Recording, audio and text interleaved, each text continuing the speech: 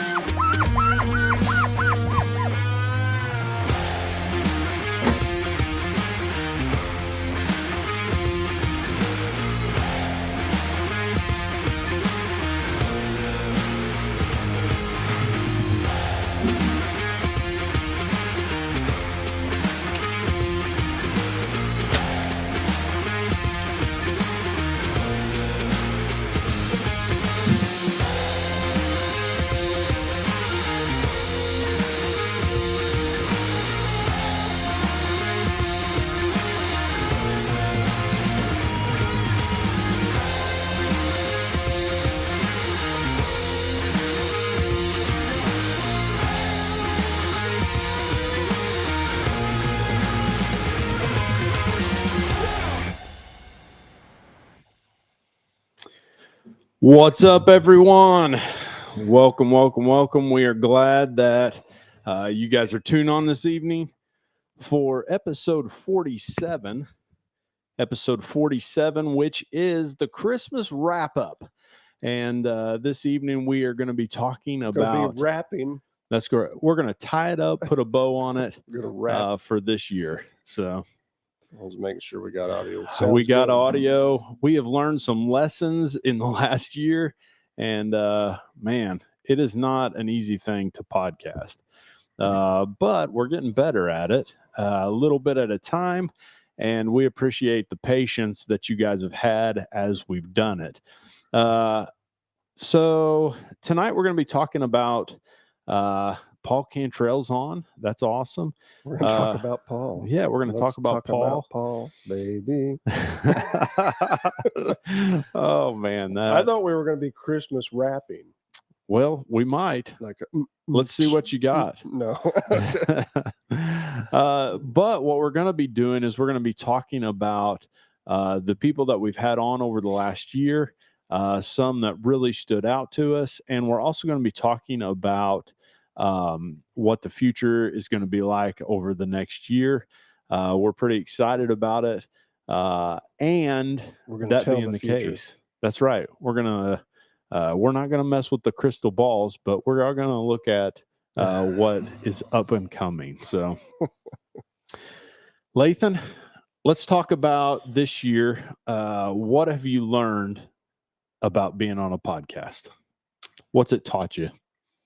That it's constant. Yeah. It's definitely a dedication thing. It's constant because there's times that you're like, I would just like to go home after Yeah. work, but then at the same time, it's fun. I don't know. Get a cup of coffee. I have been a coffee shop discusser for many years now. Yeah. I'm not all that old, but I worked nights for years in a big factory, and every day at about 1:30 to 2, the same group of guys met in a coffee shop every day, drank coffee and talked before we went to work. So that's basically what a podcast is. It pretty much is. I was like, so I have been podcasting without the cameras for what seems like years. So, Yeah. But that's what I've learned. It's constant.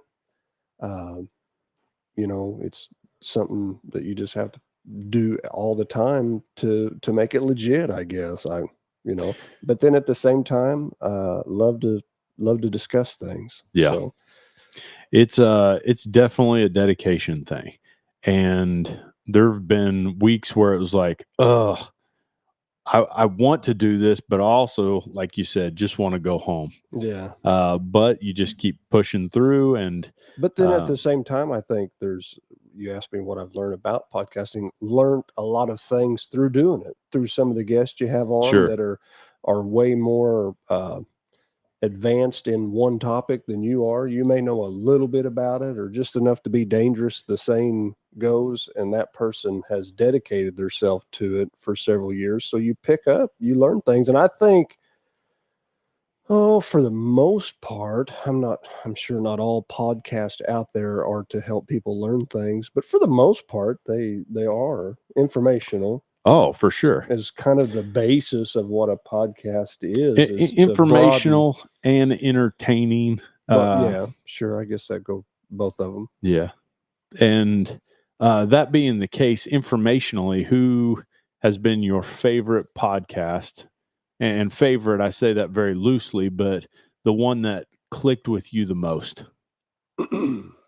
So we were discussing before we started, roughly we've podcasted for a year. Yes.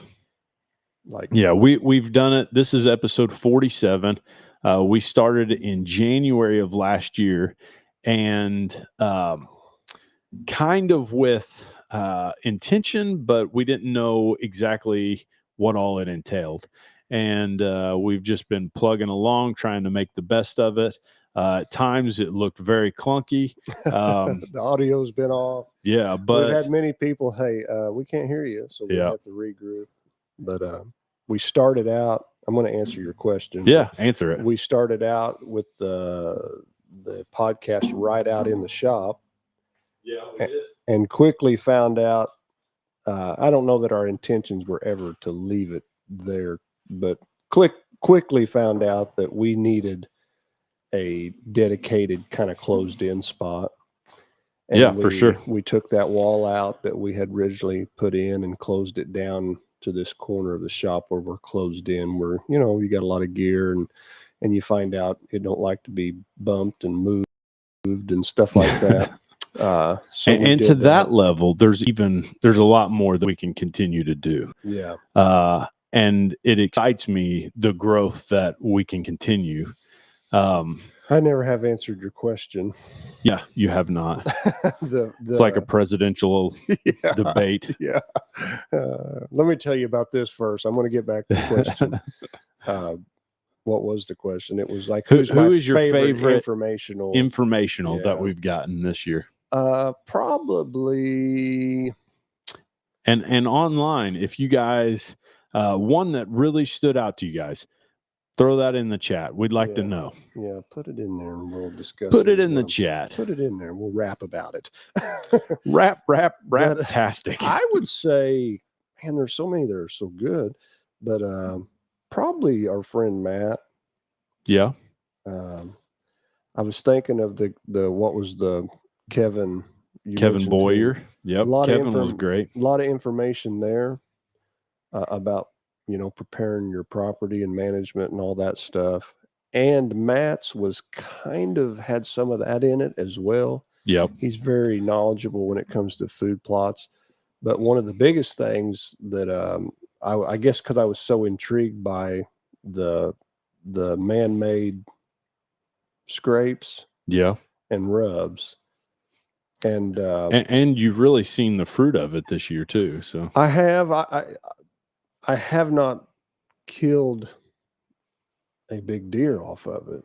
No, but it's helped you catalog things for sure. I have had them hammering on it, and I tell you what it did, just by the information I got from him. Actually got my ropes from him. Yeah. But only got 2 or 3. We got 3 up. But it makes me want to dive into that a little deeper.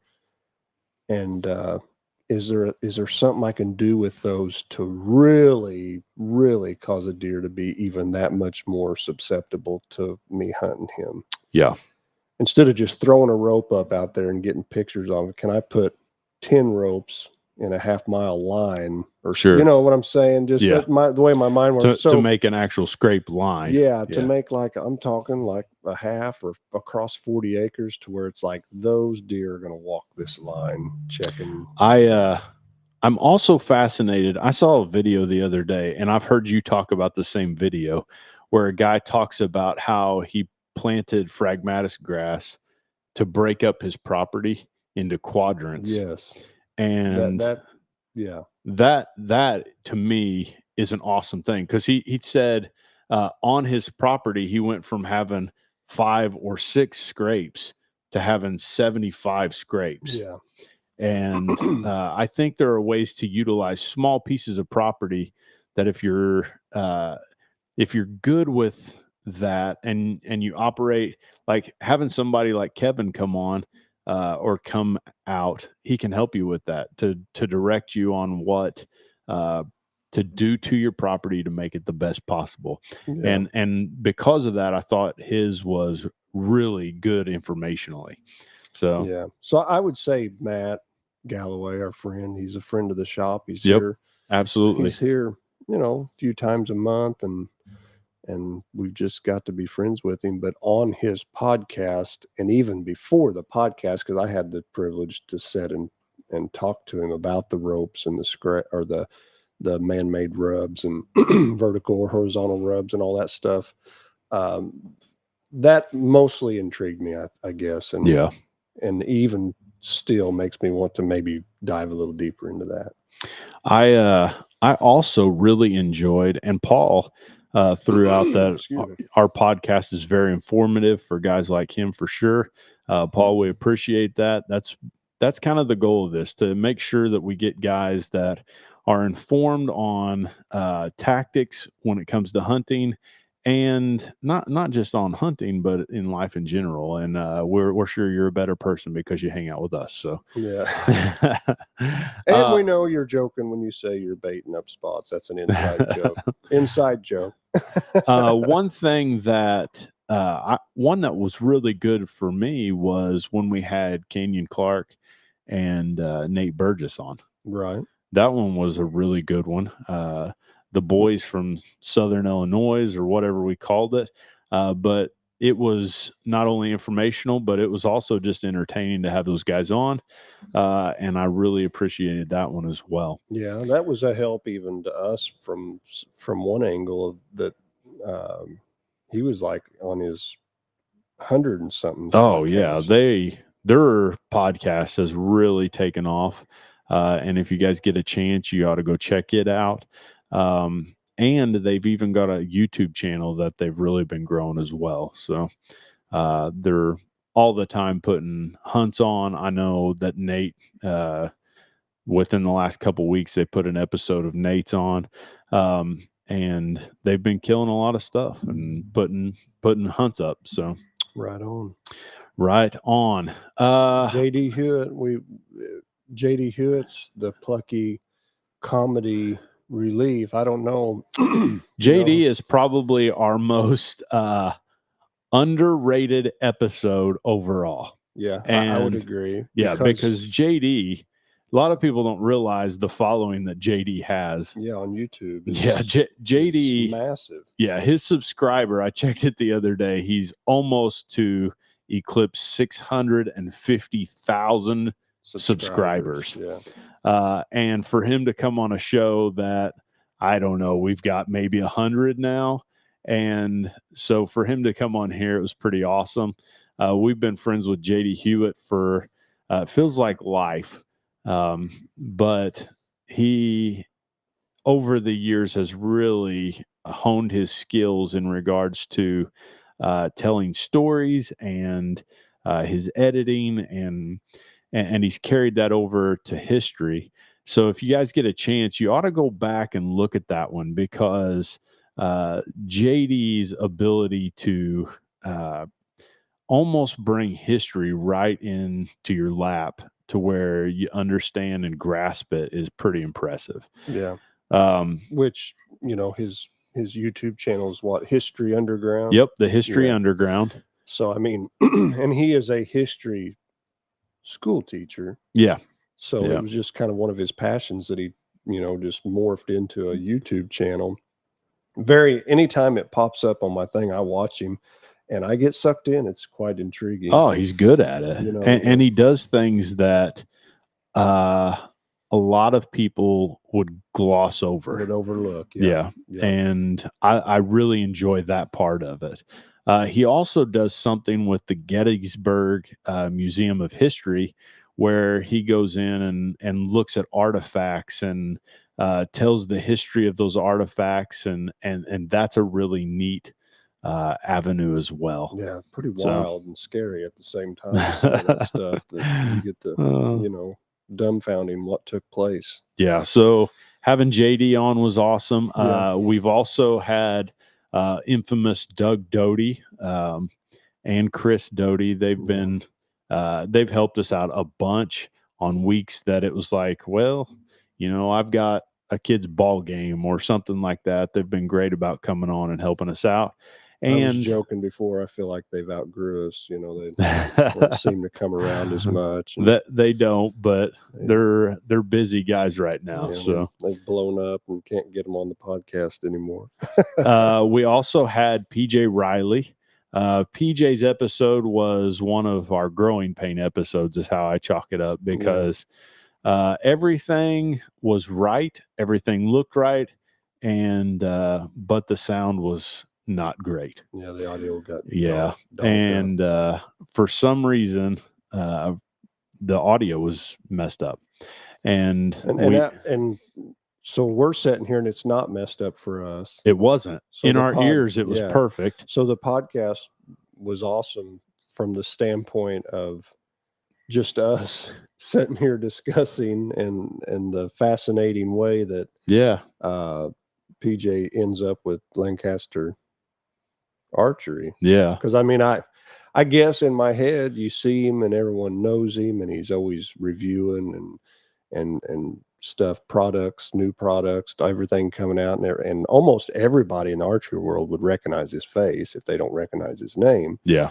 And you just think to yourself, well, this is probably what he's always done. No, that's not the case. We found on the podcast what he was a reporter, or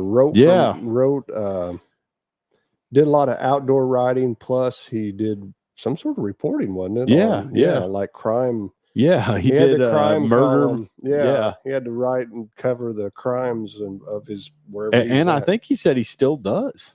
Really? I didn't catch that. Yeah, he still works for the local paper, so does some writing. Yeah. Still. So that, I mean, and a lot of people don't realize the significance of PJ Riley. I mean, PJ Riley, if you go on YouTube and search anything relating to the archery industry, a video of PJ Riley will be pulled up. Right. That's why I said there's probably not a main archery hunter out there anywhere. If they don't recognize his name when you say, "Oh, this is who I'm talking." Oh yeah, sure. Yeah. I've watched his reviews and stuff. Yeah, and that part of it, it was awesome to have him on as well. So, we also had Mike from Numa come on.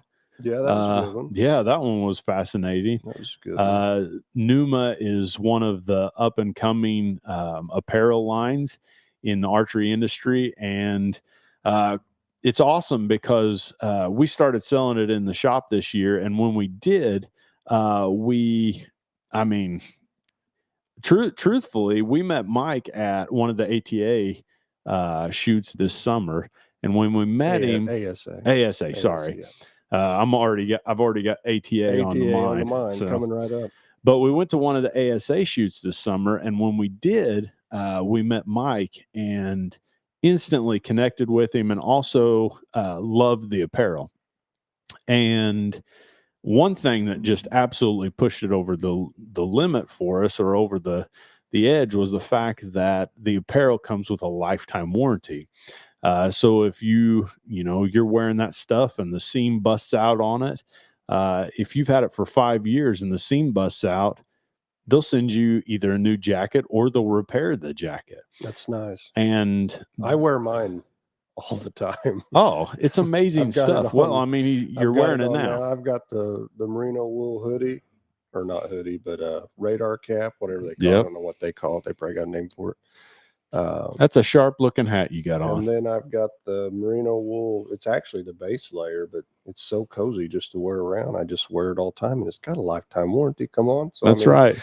You ought to wear it every day. I'm trying to wear it out. And if I'm not wearing, I wear it a lot. And people's like, did you go hunting in that when you wore it at the shop all day? Yes, I did. I did. There's certain things that I think they're almost, I don't want to say they're falsehoods, but there's things that we've been sold in regards to hunting that are not quite as important as they sell it. Right. I do a lot of hunting with a camouflage top on and some brown pants.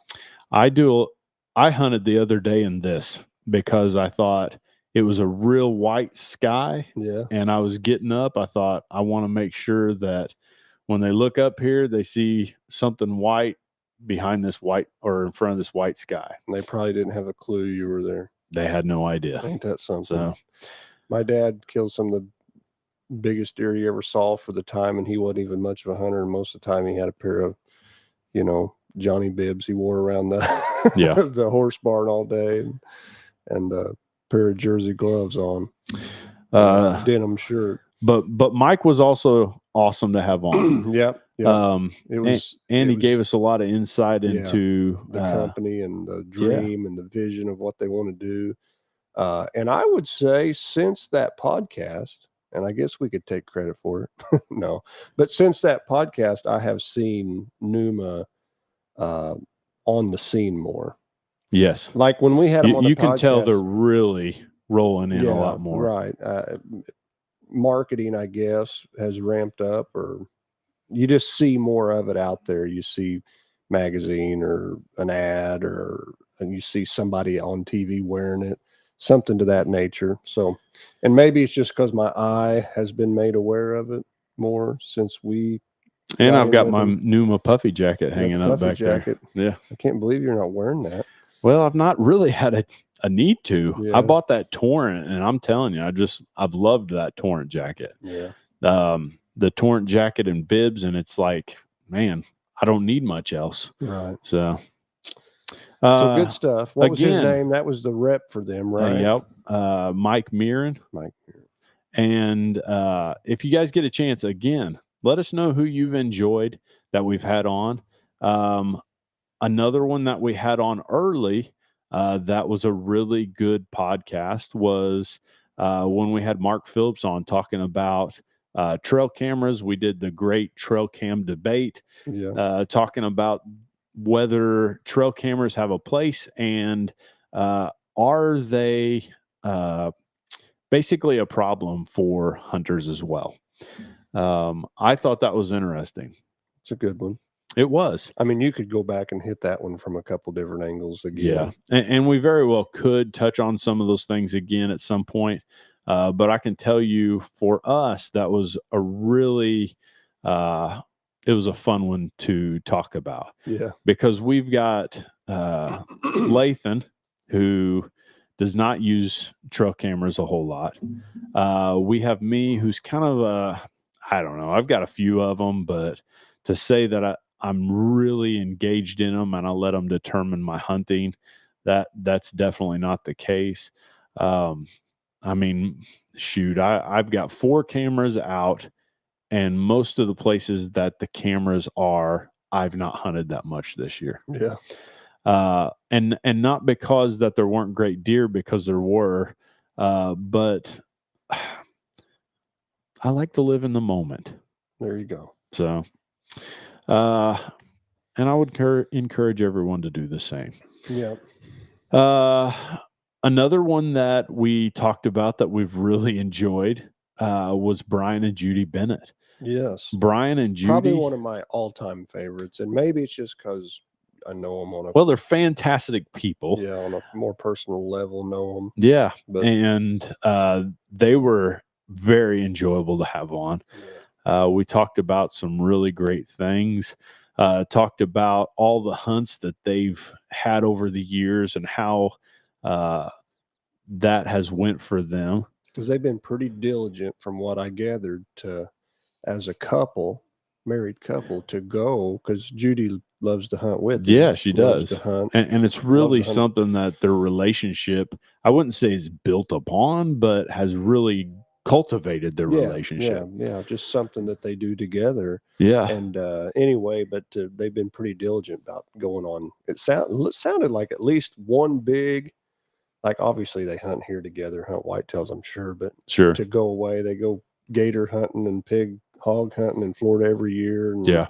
And they've been on some elk hunts together, stuff like that. And so we've had a lot of great guests on. We also had Matt Griswold. Matt Griswold's been on twice this year.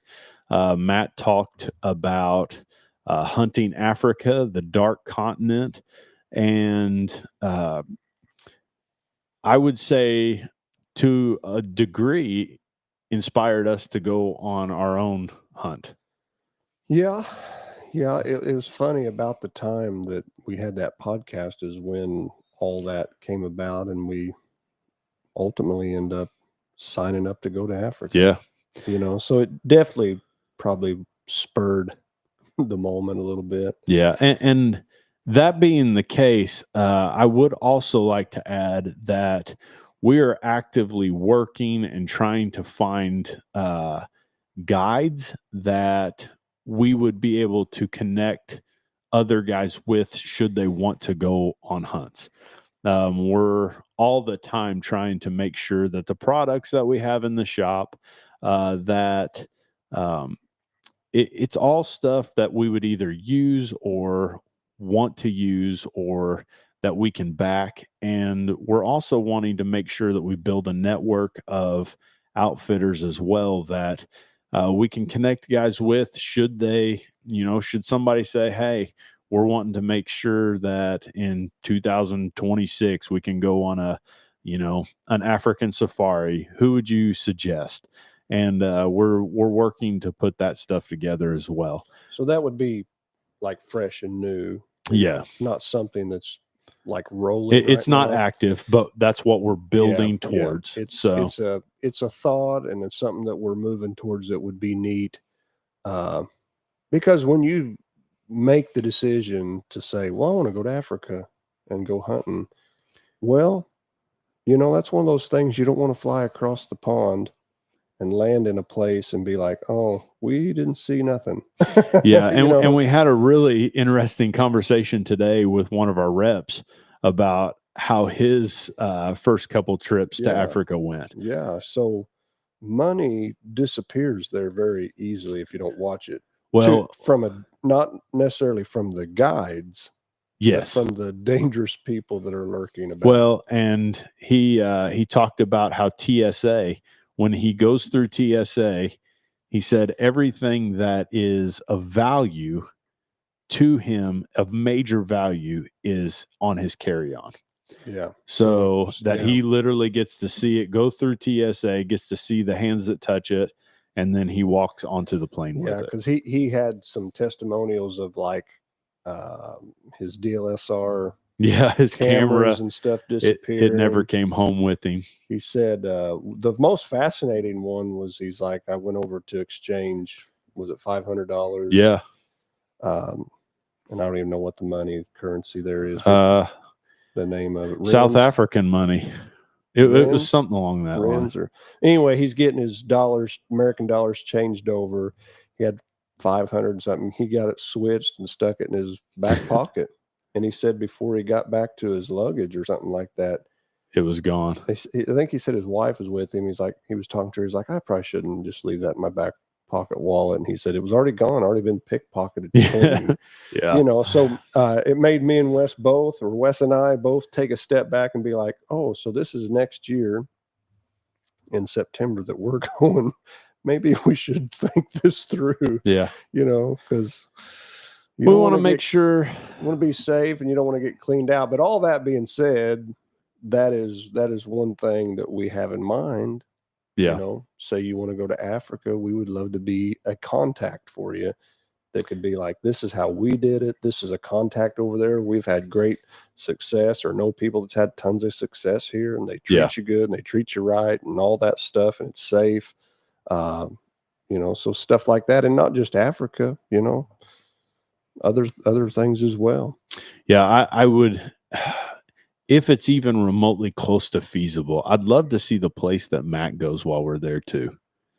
Like, I think it would be neat to be able to just check and see what other outfitters are like. Outfitters, with each other. I know what our outfitter, what their facilities is like.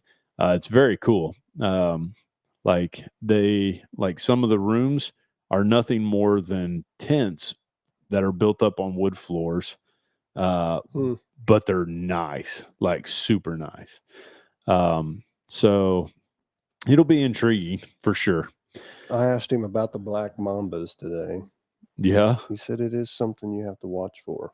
Yeah. Because I said, you watch a lot of videos and people aren't running around with snake boots on and stuff there. I'm like, I'm thinking about getting a pair of snake boots if I want to be trotting around in the African bush with puff adders and black mambas.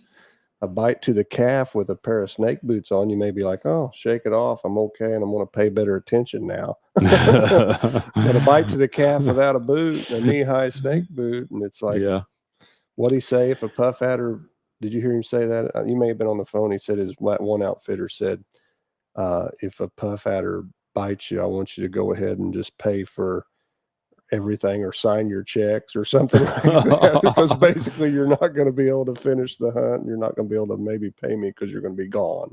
So anyway, he said he did not wear snake boots, but I'm still thinking I may order this summer a pair of snake boots. Man, just a thought. Yeah, that is a thought. Man, don't want to get grabbed on the calf by a black mamba. No. So there's that. Yeah. Lathan, I'm excited for you to go over there and shoot what I'm hoping you end up shooting. Yeah. Lathan, if everything works out like we're hoping, he's going to go over and kill the Black Death. And I'm excited about that. I want to be right behind him whenever he puts a big old 700 or 800 grain arrow through the, broad side of a Big old black beast. buffalo Yeah. with curly horns. Yeah. And there's nothing that will make me happier. Like, I would literally fly over there for no other reason than to video you do that. Yeah. Well, that's pretty amazing, because it's a big deal. I've said that's the one thing that interests me over there. So I don't know. It's one of the more expensive things over there. Well, everything's expensive. That's true. Thanks, Joe Biden. It's even affected I've got an Africa. uncle. I always repeat my uncle. He always said, well, there's no price tag on what you love and what's fun, so yeah. If you're going to Africa and the one thing that really intrigues you over there is Cape Buffalo, then all in. That's right. Dude, I need to break it to my wife, don't I? And if you want to donate $10,000 to the shop, we will start paying you on a weekly, pay that $10,000 back to you so you can start writing off all your trips. Yeah, well, that wouldn't be a donation, would it? Well, we could figure out how that works. It'd be a loan. Seems like a good way to, I don't know. Go fund Lathan. One of the ones that I really enjoyed also was Craig Clark. Craig Clark has been a great friend of ours for years, and he came on the show, and we had just a blast when he came on. Talking about the Team Harvest days, and all the things that brought about basically Lathan and I videoing hunts, spending and hours and hours in trees together. That's right. And man, that was it really was life-shaping. In a lot of ways it was. I would say that's a true statement.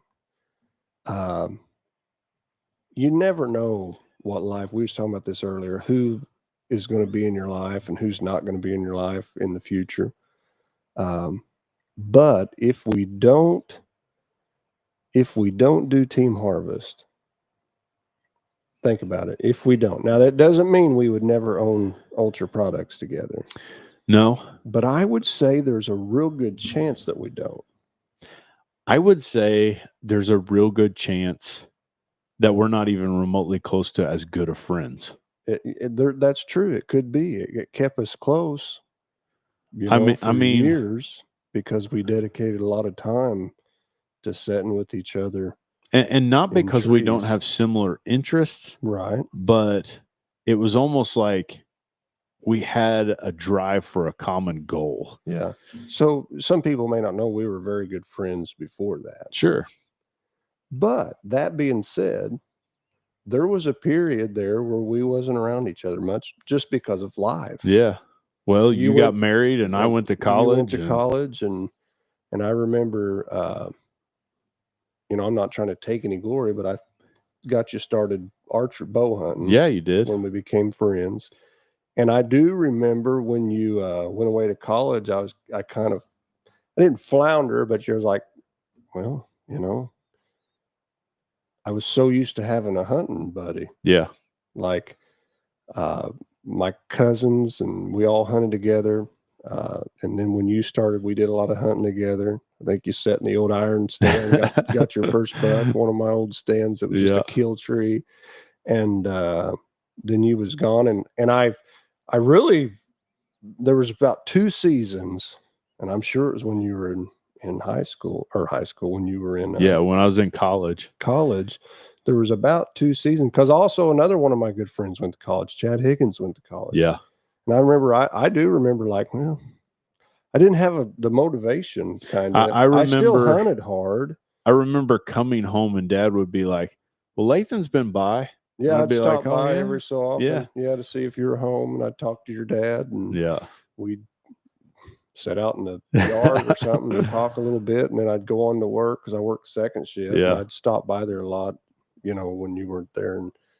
But then after about a year and a half of that, that's when me and my Uncle Brad, I always hunted with my Uncle Brad. He's kind of the one that really helped me get started. Yeah. mean, He's almost the father of all this Yeah. in reality. Yeah. Because I Yeah. mean, I was going to bow hunt, I think even probably without my Uncle Brad, but you can't say that even because you may Yeah. not ever got your foot deep in the door and something else could have come in and took that void. Like there's a good chance I would have never deer hunted were it not for you.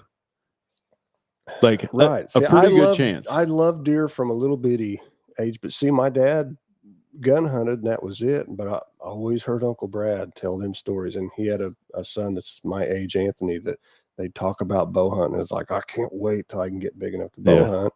And then they took me, and fueled that fire within me. Well, then you come along and Chad Higgins started bow hunting, and we just bow hunted. We didn't know nothing. We messed up more than we didn't, some of the things we did, just learning along the way. But we learned the hard way. Yeah. Though. But then when you guys went to college, I didn't go to college. I just got married and went to the work field. So I could still hunt around here. And you guys, like Chad was in Michigan. Yeah. And you were up in central Illinois. I was in Indiana. Yeah. And it's just like, everyone was gone, and I had like a season or two. I remember there was times I went and I was like, I don't know if I want to go, and I'd go. And then that's when because me and my Uncle Brad both worked second shift, and we kind of came back together. And then we hunted, not every hunt together, but man, we hunt almost every morning together. Yeah. And then Team Harvest was birthed. Yeah. And that was we really had 2 or 3 years where we weren't hunting together. No, there was, I would say 3. Yeah, 3 for sure. And then you started hunting. You probably had a couple seasons where you didn't hardly even hunt because of college. Yeah, I did. Yeah. And then afterwards, I remember I was coon hunting like crazy. You hunted with Todd Robinson. Hunted with Todd. Yep. You and Todd, when you first come back, started hunting, and that was probably just because I was with Brad all the time. Yeah. And Uncle Brad, should say his name correctly. But anyhow, and then back to Craig Clark, because Craig Clark birthed, it was his scheme to start Team Harvest. Yeah.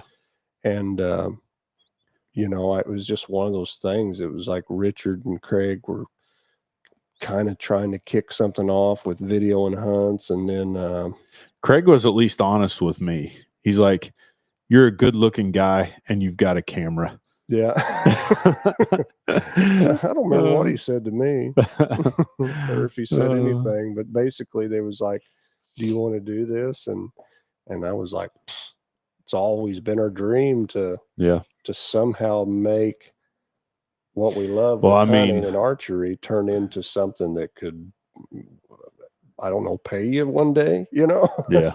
And Team Harvest never paid us anything. No, we just spent money. But because of it, gosh, I don't know.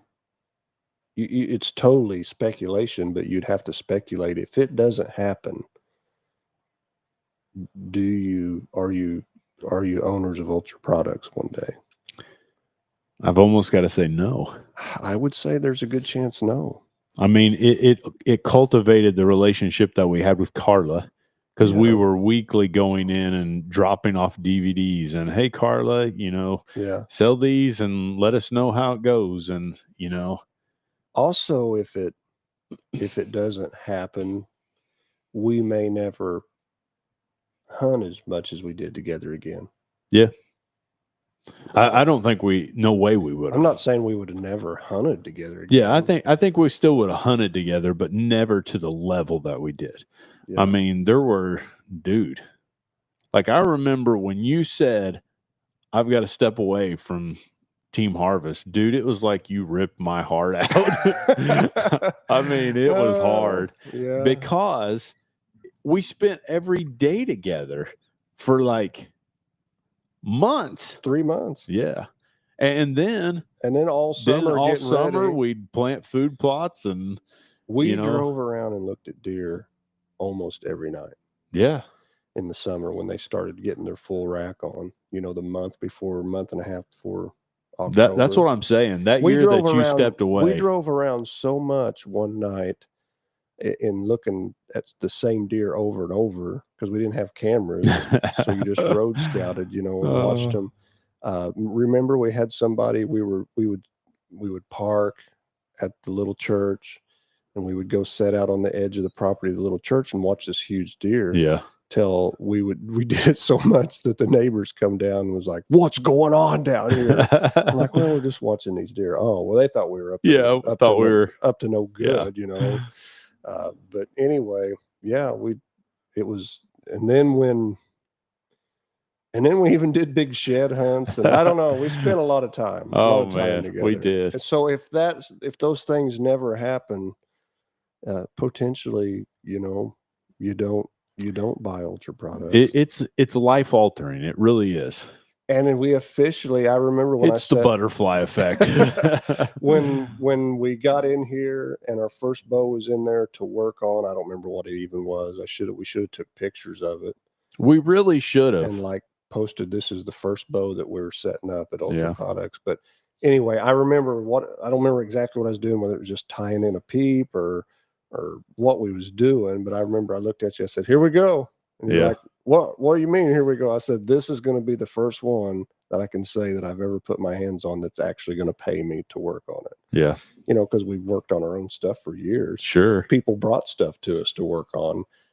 Kristen's like, "It's about time you get paid to work on it." But anyhow, so we did finally. We thought it was going to maybe come through Team Harvest. Yeah. And then maybe we thought it was going to come through Hallowed Ground Outdoors. And then maybe we thought it was going to come through Full Draw Adventures. These are all TV shows and DVD companies and stuff like that we've been a part of. But finally, to actually make somewhat of a living, and I wouldn't say we're fully arrived yet, but we're working on it. Yeah, working towards it. But finally, to make a little bit of living at something we love, we had to buy a boat shop. But we may have never did that if we hadn't walked through all the other pathways. Have you ever seen the movie I Bought a Zoo? I have not. It's a Matt Damon movie. It's a good movie. Is it? It's probably one of, and it's kind of silly almost to say this, but it's probably one of my favorite movies. Really? Yeah. I Bought a Zoo. I Bought a Zoo. I think I've heard of it, but I've not watched it. It's just about how buying this zoo alters this man's life so much, like in a way that it changes who he is at his core.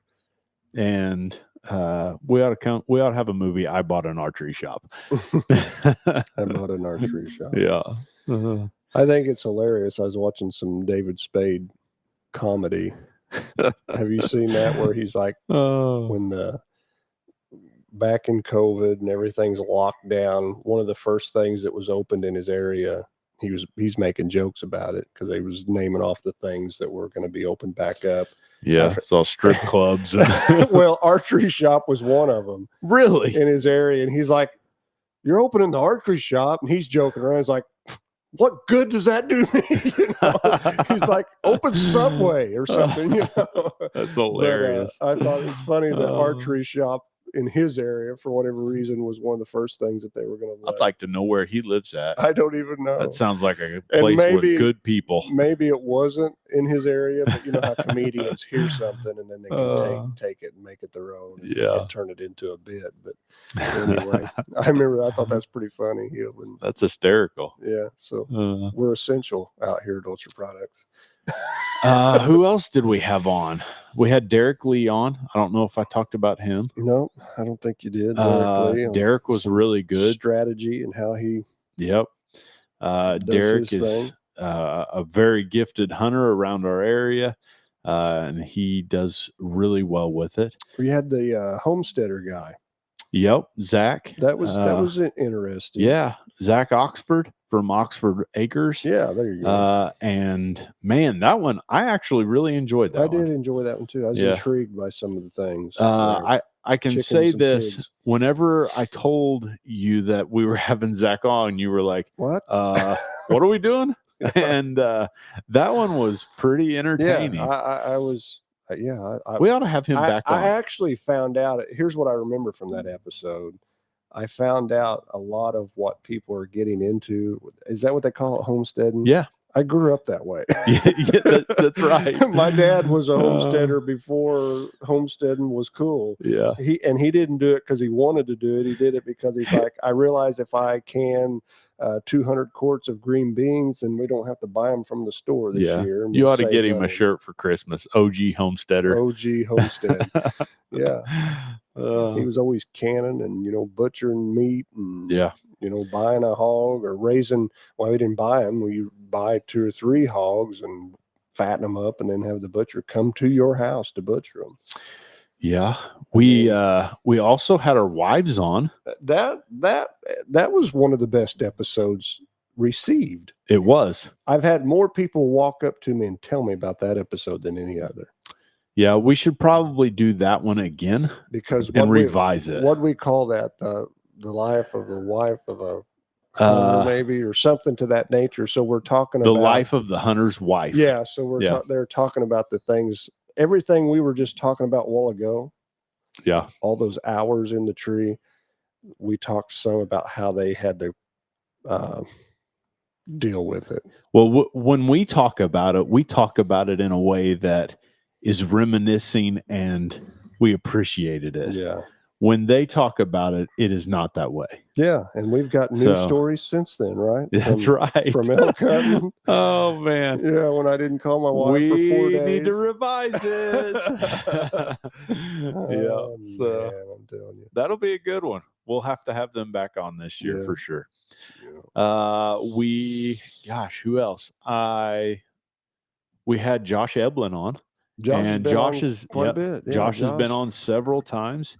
He's also one of our go-to backup guys because there's not many people that are more committed to hunting than Josh Eblin. He's a hunter. That dude is go after it, give it all you've got. Yeah. And I just have to be honest with everybody. I've had about 4 mornings in the last maybe 2 weeks that I sat on the couch, was up in plenty of time with the full intentions of going, getting in a tree or picking, a spot and sitting in it. And I sat on the couch and talked myself out of it. And usually Eblin's watching right about now, but he's out this evening. There's a good chance that Josh, when I talked myself out of it, he was on the way to the tree. Yeah. I've picked that up about him. Yeah, that dude is in there. And he will stay in there. Yeah. He's like, get your mind right. Can we hang in here for another 2 hours? And I was like, another 2 hours. But anyway. Yeah, he's in there. So he's been a good guest. He's quite the personality. He's a ball of laughs. Yeah. And we appreciate everything that he's done to help out. Yeah. So we cannot have this episode without saying a great thank you to him and to Doug and to Chris, because they've really helped when we weren't around. Matt Galloway has not been on the podcast as much as them, but he's helped out a massive amount. But he comes in and wants to work here. I mean, big shout out. He wants to work for the shop and not be paid. Yeah. I mean, that's unheard of. Yeah. And by doing that, there are times that we've been slam busy trying to set up 4 or 5 bows and get them out the door for people in the heart of, and they're out there working the floor, talking to people. So that's a big deal. So it's a huge deal. I think this shop has made friends for us that will be friends for life. Sure. We would have never known Matt. Yeah. I mean, I shouldn't say never, but there's a good chance we wouldn't have known Josh. And Josh has literally moved here. Yeah. Out of the fruit of coming to this shop. And Matt's 40 minutes away. Yeah. It's not like he's forever away, but he come down to the shop one day and we shot the breeze and he looked at stuff. I think he traded bows. And next thing you know, we're talking to him again and you talk to him again and you just make friends with people. Absolutely. And that's wonderful because it's good to have lots of friends. That's what the archery industry should be. Yeah. Yes. Lots of friends. Yeah. Paul comes in and hangs out. Yep. Paul started shooting bows since That's right. the shop opened. It's been Cohen, awesome. We've got Cohen that works for us, but Cohen had never had his hands on a bow. Now he owns like 12 or 15 of them. Now he's got 3 or 4. He does have 4, I think. And he just got himself into what, a Matthews switchback. Switchback, yeah. So he's got him a Matthews switchback. He's showing me pictures of a big buck that's on a camera. Hey, it was a good one too. Nice buck. Yeah. I was like, I tried to joke and be like, if you can't get much time to set that stand, you need somebody to set that. I was like, I'll come over and set it, because I would shoot that deer in a heartbeat, it looked like. Yeah. But anyhow, so this stuff like that's neat. You got a guy that's never a kid. Yes. I mean, call it what it is. He's still a kid. He just graduated high school and never bow hunted in his life. And he's out there, trying to figure it out. Aren't we all? The Christmas wrap up. What else? I feel like, is there anybody that we're overlooking? Because we really just want to say thank you to everybody that's come on. I'm sure there is somebody, and we don't want nobody's feelings to be hurt. So we can sit here and ponder it for a minute and see if we can think of anybody. But if we did not mention your name for being part of the podcast and helping out and coming on as a guest, even though we don't remember your name, we appreciate you. Yeah. I can't think. We can, here, let me back out of this real quick. You can scroll down through there and might see a face or a title that brings back to remembrance. Oh, we had Kyle Martin and David McCall. Oh, yeah. Yep. Kyle and David. That one was good. We talked about hunting out west. Yeah, because is not Kyle, but the other one. What'd you say? David McCall. David McCall. He's from Colorado. Yep. So they banged it up on a bunch of muleys out there. Man, they did. Them guys were legit. Kyle brought his muley rack in. That was a big muley, looked like to me. We had Grant and Lisa from Lip Curl come on. Yeah, and that was a week that we weren't here. We weren't here. Yes. And Doug and Chris. And they took over and did great. Lip Curl Sense has been a big deal here in the shop. Man, we've sold a bunch of it. And that being said, also, we'd like to throw out there, it won't be long and Lip Curl will be picking up whatever's left over. So if you're wanting any of that, you better get in here into the shop. So if you're going to try to doctor up do some any late ropes season or something stuff like that, you better get in here and get it, because they're going to come pull it off the shelves. Yep. Gosh, who else? Let me see.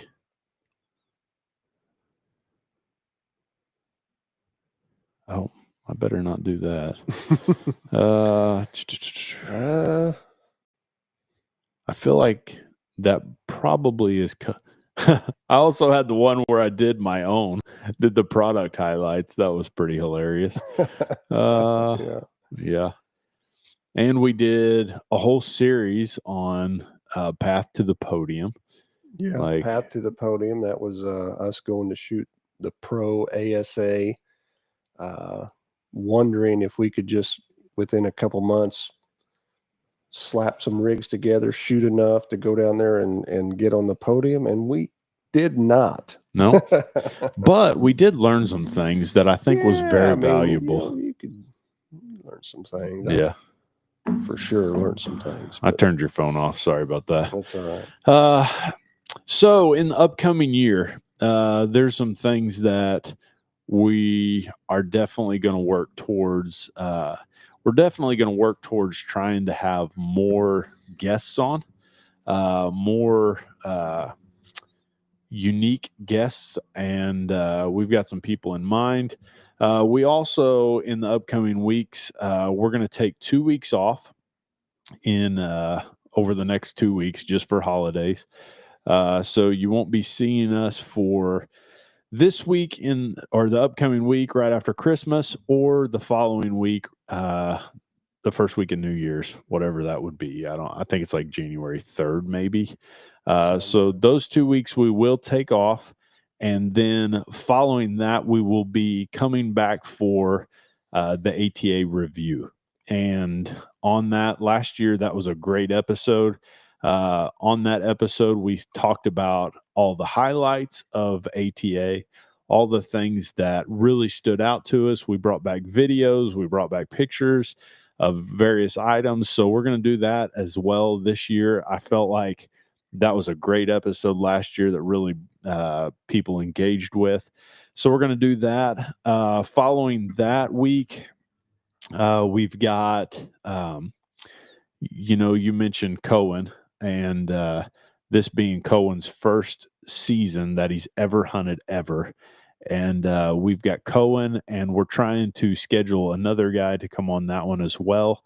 We want to do an episode all about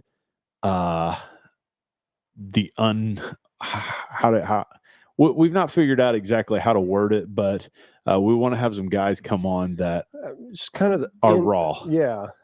Well, yeah, like insight from someone that bow hunted for the first time this year. Yeah.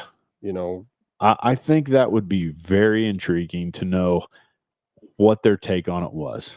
Because we can talk about what they thought of deer hunting, bow hunt, archery before and after. Yeah. Because now they'll have a little bit of knowing to what they think. And I think that'll be an interesting perspective of what they thought before, what they thought during. Now we're coming towards the end of season. They'll have a little bit of insight into what they think and what they look for the future for their archery hunting.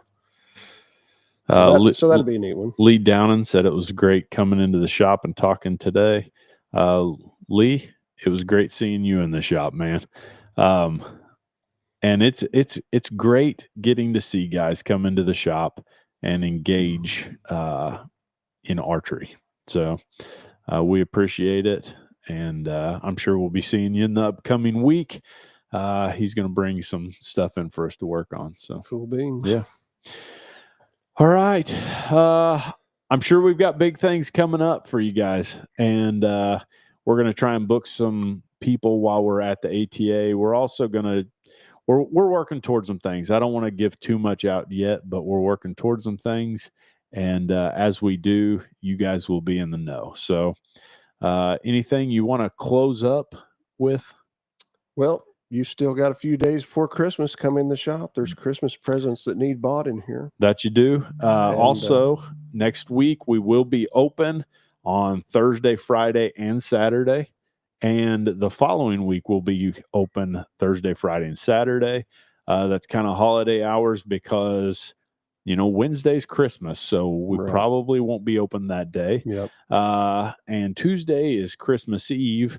And we love our wives, and we don't want to, want to do family stuff. That's right. Christmas Eve. A lot of people do a lot of. You got to commit to the right things. So that being said, from Ultra Products and Up for Discussion, Merry Christmas. Have yourself a merry little Christmas. Make the Yuletide gay.